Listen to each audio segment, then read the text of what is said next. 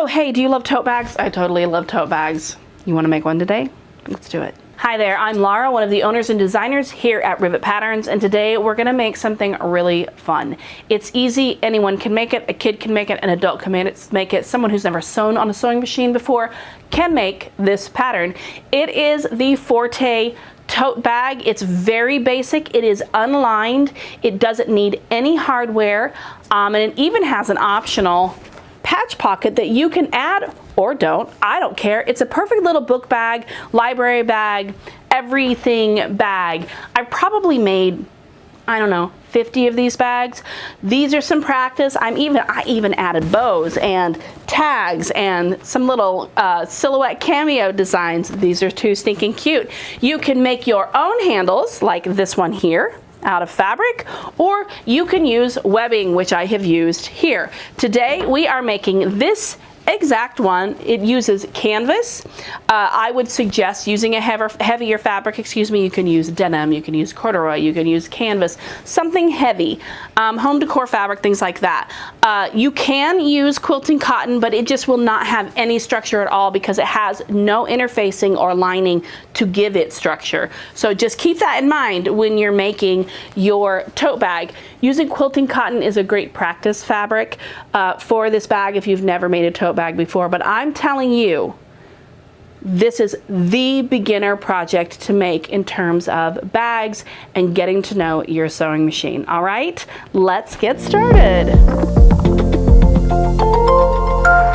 Here are the supplies that we need. We need a front and a back. You have a pattern piece for this in the tutorial, as well as cut charts and how to cut out the boxed corners.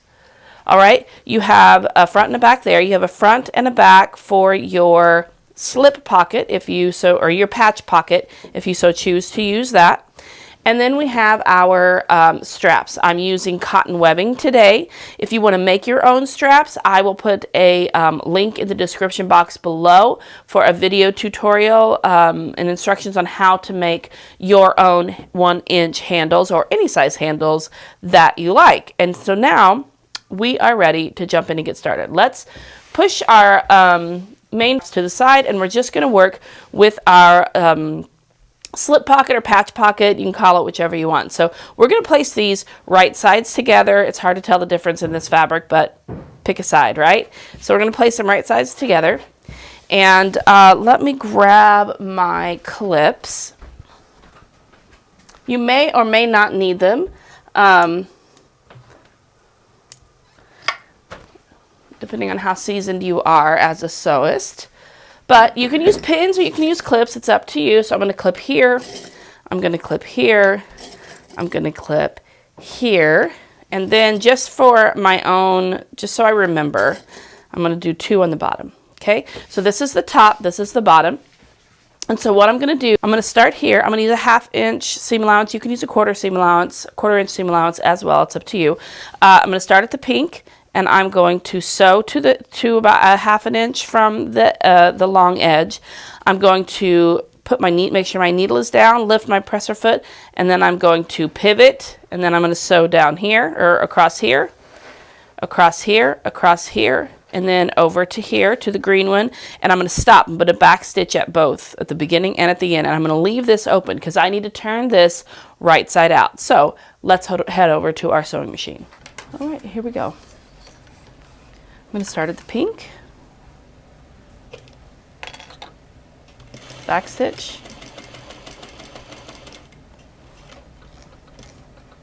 notice my needle is down, presser foot is up, pivot.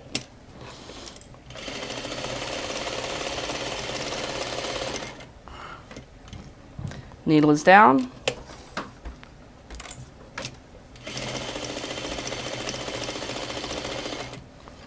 needle is down,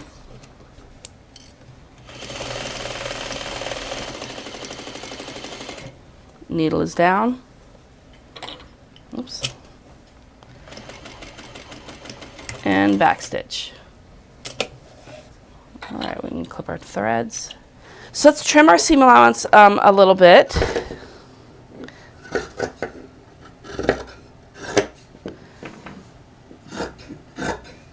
If you're using a 1/4 inch seam allowance, you do not have to trim your seam allowance. unless you want to. It's a pretty small seam allowance. Okay, so now I'm at the bottom. This is the bottom where the opening is. Okay, I'm going to trim the seam allowance, but I'm not going to trim the opening, so it's going to look like this. And I'm going to angle it out at the opening.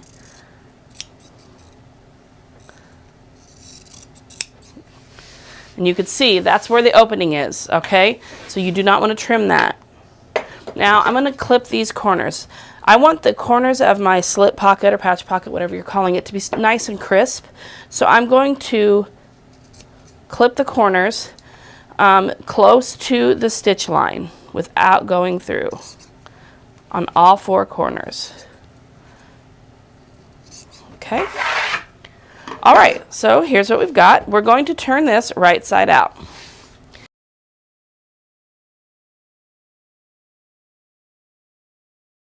So now you can see they're still a little bit rounded. So I'm going to grab a pair of blunt scissors. You can use a turning tool, whatever you have. Just nothing super pointy because you don't want to put a hole in your corners. Okay, this is not too bad. Okay, so here we have it. Let me get my pressing mat because that's what comes next. All right, so now what I'm going to do is I'm going to press my pocket. I just want to get it very nice and crisp. Okay, so we press that down nicely. All right, so here's the bottom. This is where the 2-inch opening is. All right, so that's the bottom of the pocket. Grab one of your main panels, and you're gonna you can put this on the outside or you can put it on the inside. You can put it in the corner like this. You can put it in the center. It is completely up to you. Just you don't want to go into the seam allowance. So if you do in the corner something like that, which is pretty darn cute, you need to keep out of the seam allowance above and below. Okay, so you can bring it down a little bit just to be safe, or you can just center it wherever you want to put it. You can, and you can put it on the inside or the outside. I'm actually going to put it right here and line it up right there. Okay, so you can use double-sided tape for this, or you can use a pin. You just want to pin it down however many pins you think you need. It's up to you. Now I'm going to head over to my sewing machine and I'm going to edge stitch or top stitch down this side across the bottom and up and leave this open so I have a nice pocket. All right, here we go.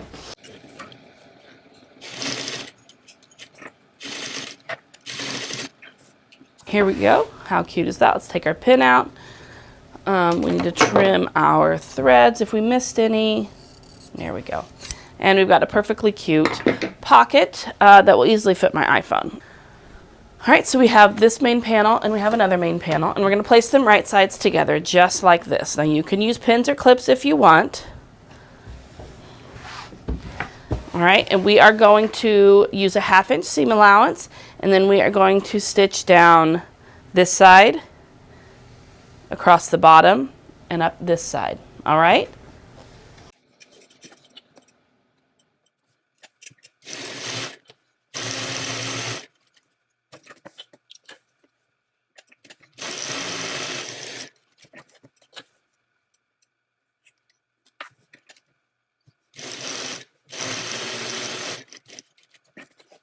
Okay, at this point, let me get all these off here.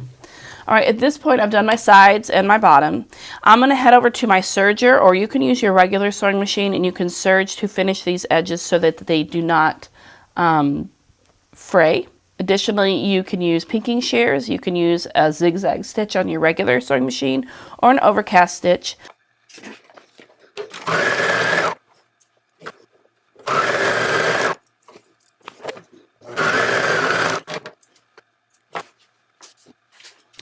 Okay, now what I'm going to do is I've done the sides, I'm also going to do the top edge here, all the way around the bag. So you can see, hopefully, I'm going to you can zigzag or overcast, but I'm going to serge all the way around the top just to keep everything from fraying.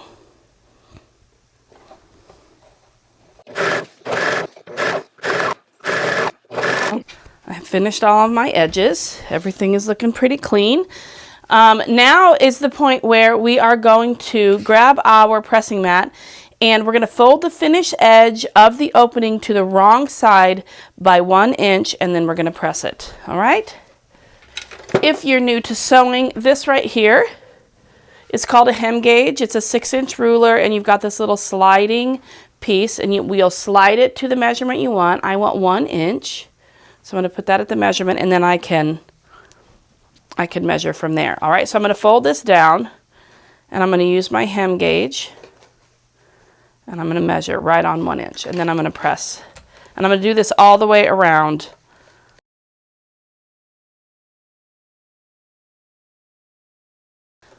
The next thing we're going to work on are the handles. If you are making your own handles,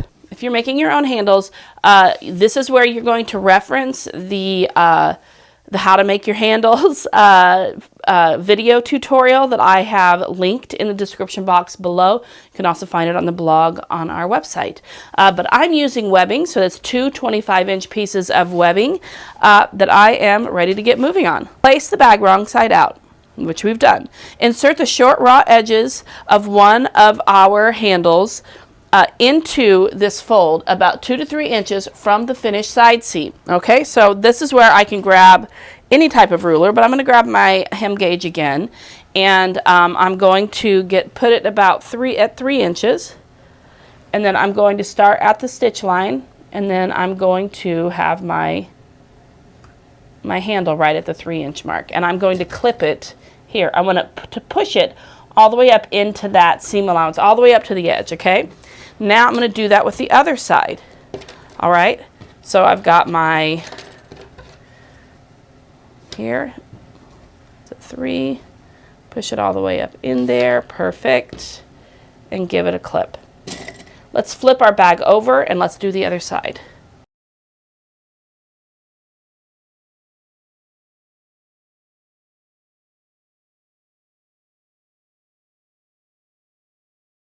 We are going to top stitch the finished edge, about an 1/8 inch from the finished edge all the way around the bag. So now that we have that, see, here's the finished edge where we either overcast or whatever you did, pinking shears, whatever.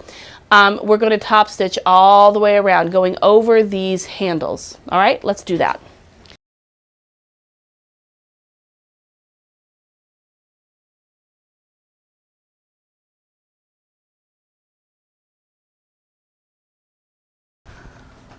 All right, here you can see that we are attached. Now it says fold the handles up, so we're going to bring them up here, okay? And we are going to sew them to give, we need more security. So if you're going to put books in this bag, or if it's going to carry anything of any weight at all, you need the handles to be able to take the weight.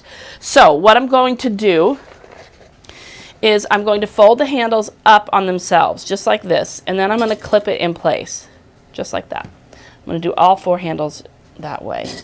And then I'm going to go back to my sewing machine. Let me turn it over this way. And I'm going to sew a square onto my handles.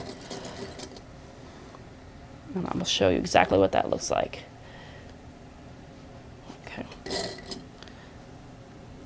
Okay, so now I'm going to head over to my sewing machine. I'm just going to sew a square. You can put an X in the middle if you like as well to give it even more, making sure to backstitch so this handle is nice and secure.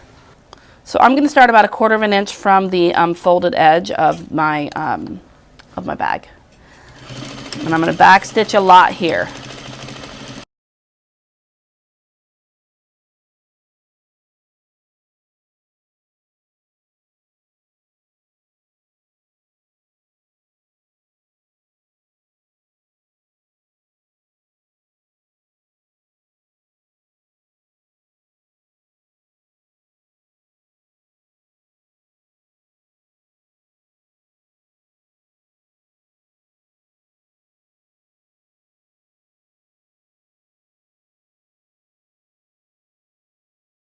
Okay, so we're totally attached. Now it's time to completely finish our project here. We've got our boxed corners here. I'm going to open those up like this, okay? And I'm gonna put my fingers in the corners and I'm just gonna pull them apart and just kind of shake my bag a little bit, get it where I want it. And I wanna match up, this is the bottom seam, this is the side seam. I'm gonna match those seams and push the seam allowance in the opposite direction. It's called nesting them. Nest them, that takes the bulk out of it, okay? So we're gonna clip that. Let's do the other side. So we've got our square. Okay, we're gonna open it and put our fingers in the corners and pull them apart. Line up those seam allowances. Oops, let them go. There we go. And give it a clip. Now, using a 1/2 inch seam allowance, we're going to head over to our sewing machine and we're going to sew across here. And then I'm going to finish it with my serger. And you can use your sewing machine. Okay, here we go.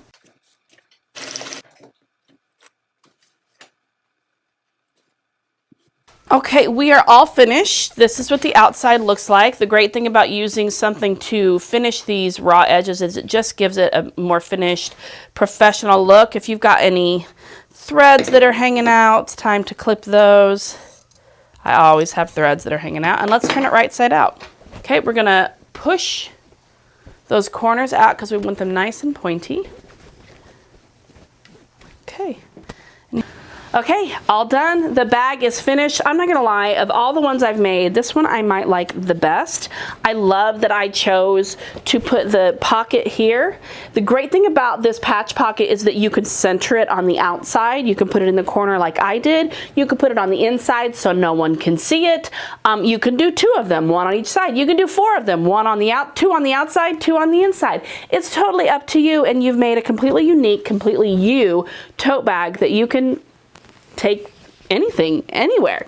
Give it to your kids. Keep it for a friend. It's a great gift option. So anyway, I hope you enjoyed this tutorial and you will make a million Forte tote bags, and I will see you soon. Bye.